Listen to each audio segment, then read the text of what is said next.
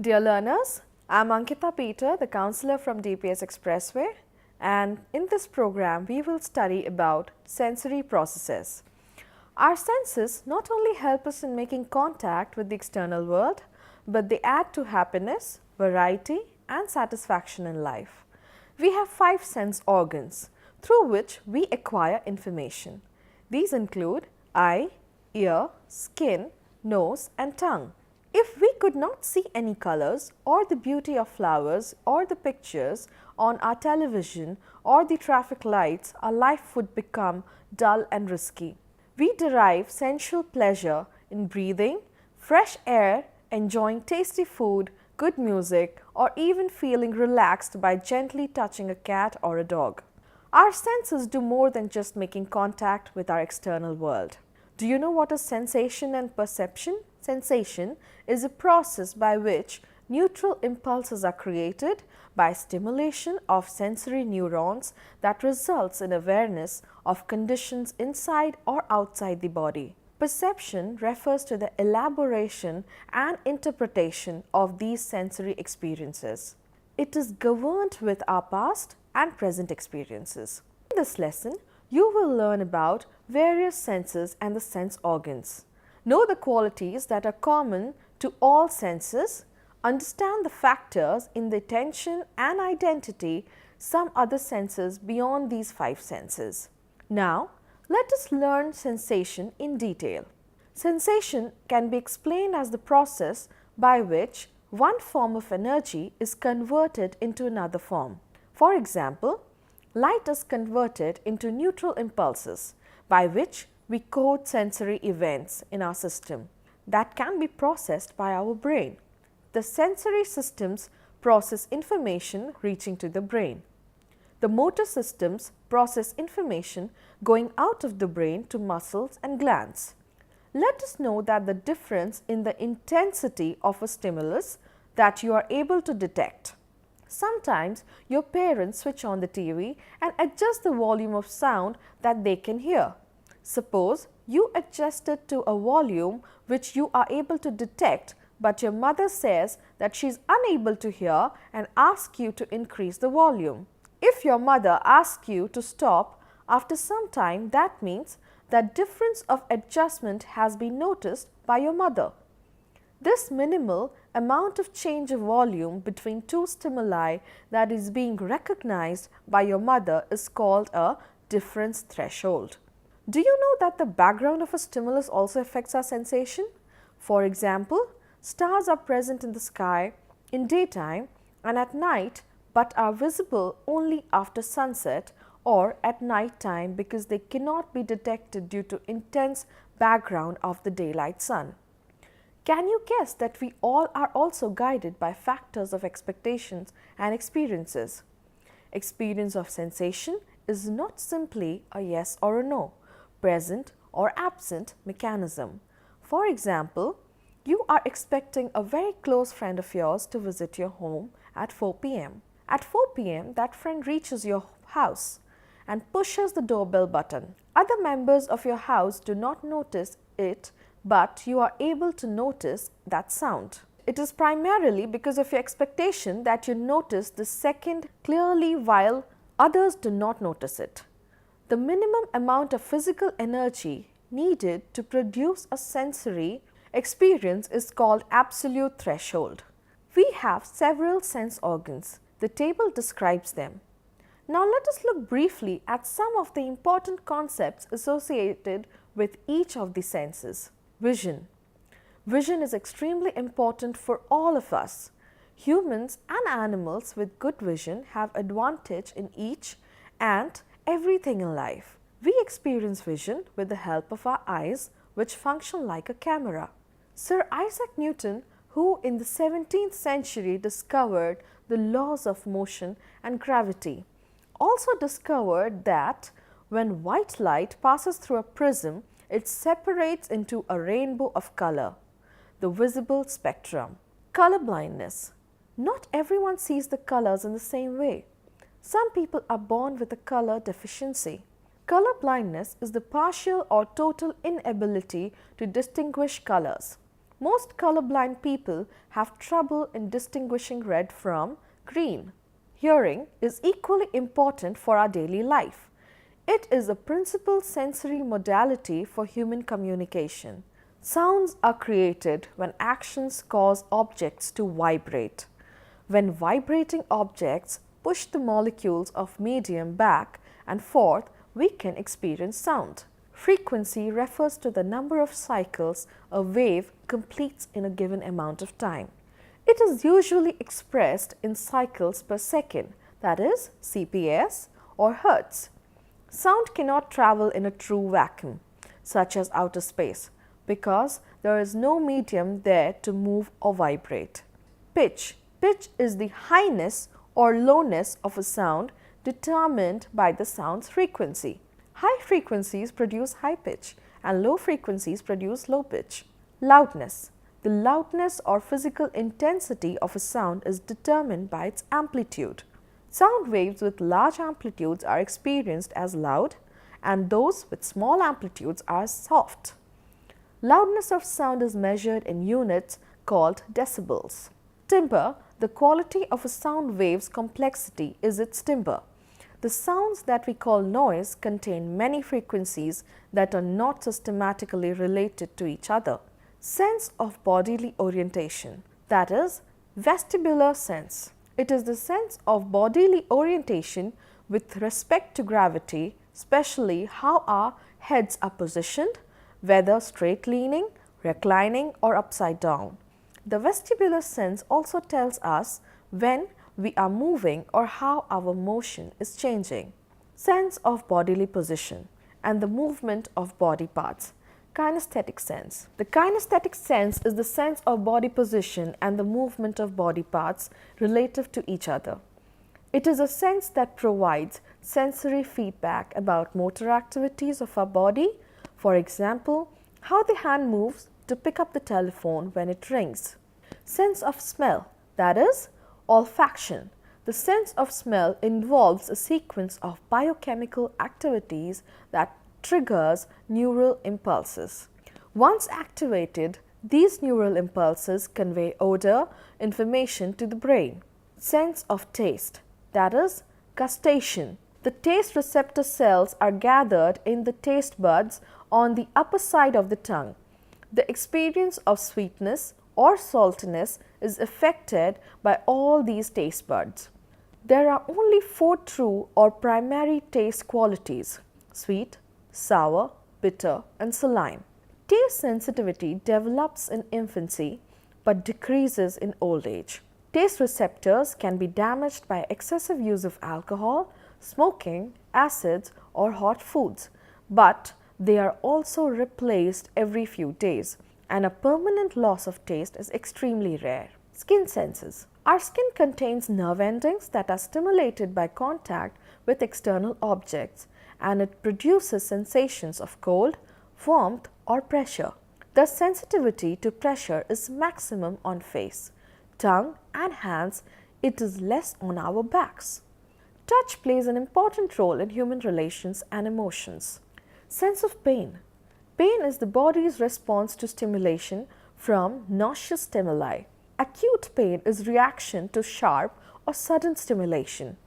The pain one feels in everyday life is also related to psychosocial and cultural habits. What pain a person experiences depends upon the meaning one attaches to pain and also on attention one receives from near and dear ones.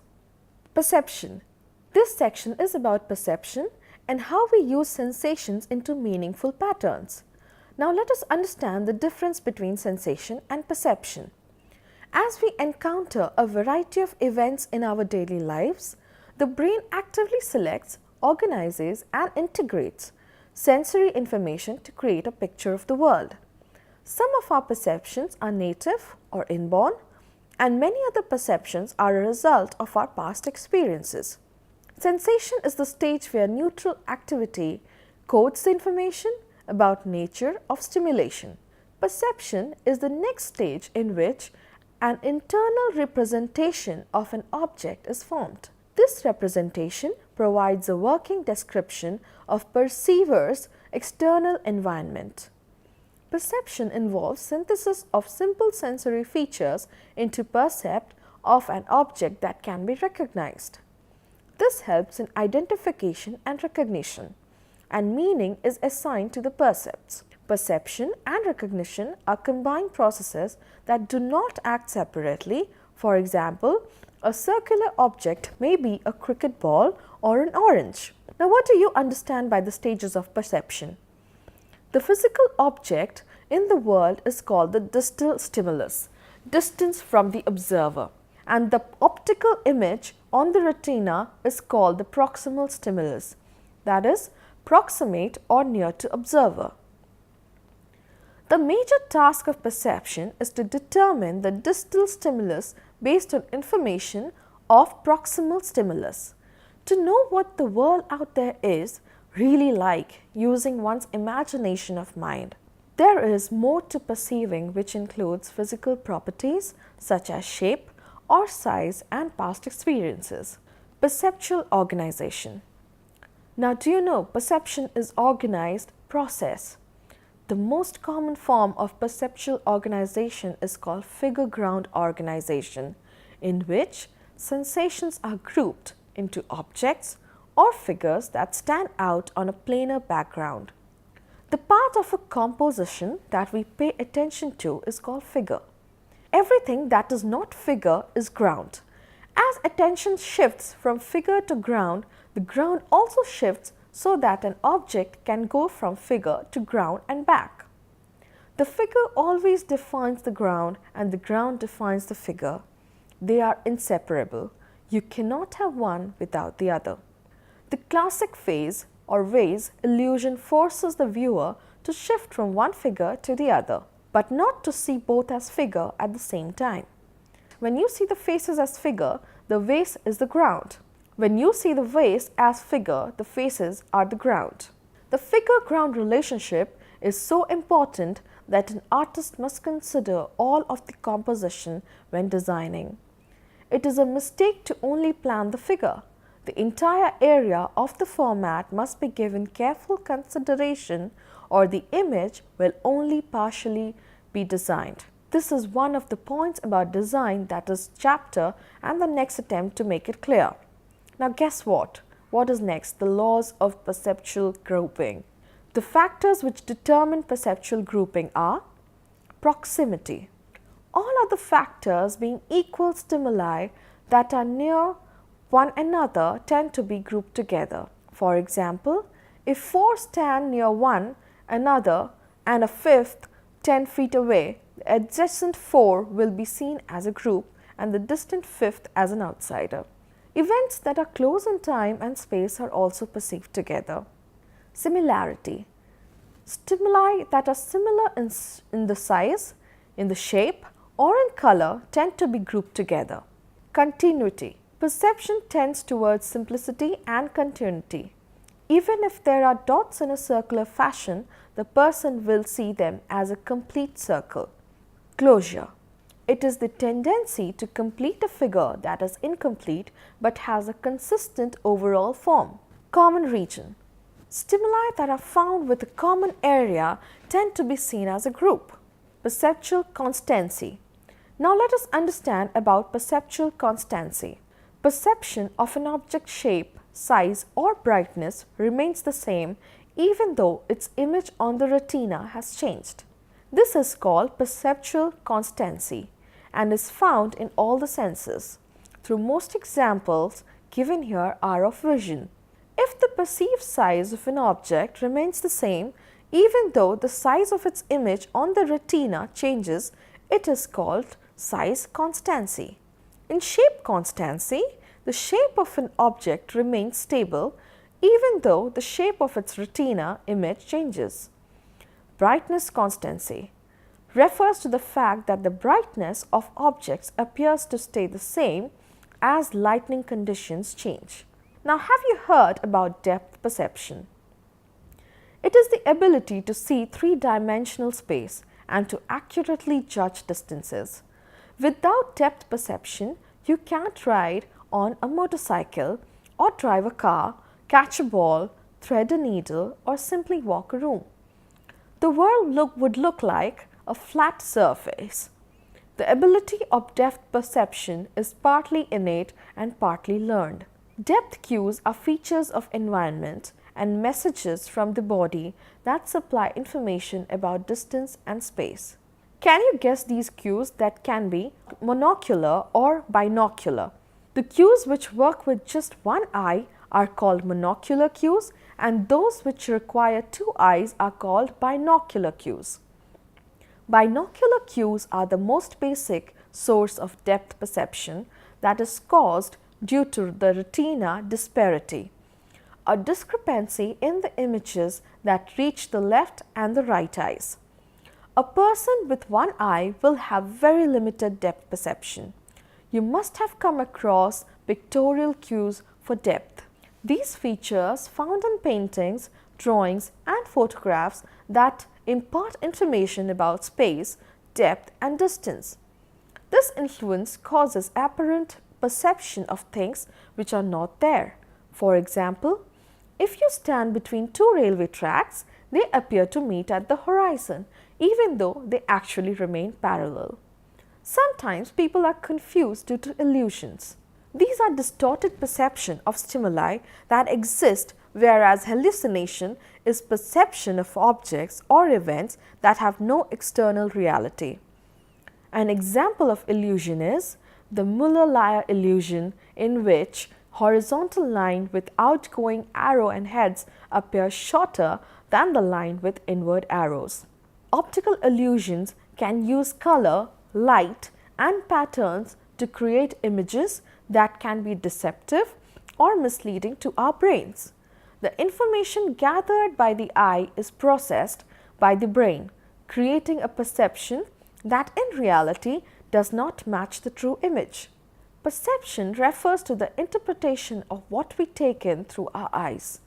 Optical illusions occur because our brain is trying to interpret what we see and make sense of the world around us. Optical illusions simply trick our brains into seeing things which may or may not be real. Attention. Now we have discussed about sensation and perception. Let us know what is attention. Have you ever noticed that while doing both driving and talking on your mobile, you may not pay attention to driving? Or when you are studying and loud music in the neighborhood, you lose your attention on your studies. You must have observed that attention gets divided while doing multiple tasks. This divided attention can lead to accidents when people are driving and watching some other objects. We often attend to certain selected objects and ignore the others. Selective attention. It is a process in which we give priority to a particular incoming sensory message. From the above concepts, you must have by now understood the functions of attention. Attention has broadly three possible functions. A. As a sensory filter, B. As a response selection, and C. As a gateway to consciousness. Can you guess what are the determinants of attention? They have been described. Number 1. Physical factors. All the other things being equal, physical factors like repetition, contrast, shape, size, brightness and contrast do affect our attention. A good packaging or a bright light attracts us. That is why all big companies invest a lot on packaging their products in an attractive manner. Similarly, an advertisement which is published on a regular basis in newspapers and electronic mode easily than on non-advertised products. Number 2. Motives and attention. Motives also play a role in shaping our perception. For example, if you are hungry, food-related words are more likely to gain your attention than non-food words. Advertisers and propagandists take advantage of two motives, and that are very common in our society: anxiety and sex. Many products such as toothpaste, food products, even automotives highlight the health concern to catch the attention of customers. On the other hand, Items of fashionable products play on the desire to be attractive. The political parties cash on the appeals to fear to make their voice heard by the public at large.